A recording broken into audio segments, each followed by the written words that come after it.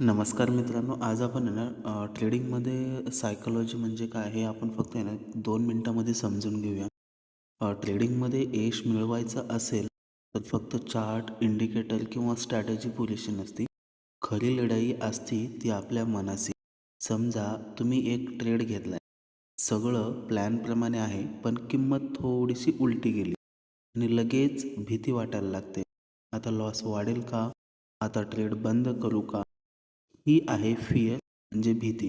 दुसरीकडे एक ट्रेड चांगल्या प्रॉफिटमध्ये जाते आणि मन शांत आहे. आज तर नसीब साथ देते. अजून एक ट्रेड घेऊया.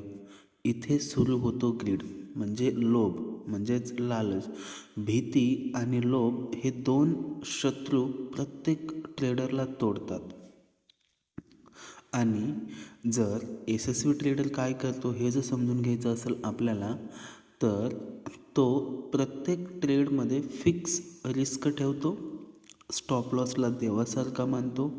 एक लॉस आला तरी घाबरत नाही आहे आणि एक प्रॉफिट आला तरी हवेत उडत नाही आहे. कारण त्याला माहिती आहे ट्रेडिंग म्हणजे एक ट्रेंड नाही आहे, ट्रेडिंग म्हणजे एक प्रोसेस आहे, ट्रेडिंग म्हणजे एक बिझनेस आहे. जर तुमचं मन शांत असेल ना मित्रांनो, तर मार्केट कितीही चंचल असो, तुमचा निर्णय मजबूत राहतो. लक्षात ठेवा, जाता जाता तुम्हाला मी एवढंच सांगेन, चार्ट तुम्हाला श्रीमंत करू शकतो, पण फक्त योग्य सायकॉलॉजी तुम्हाला टिकवून ठेवते.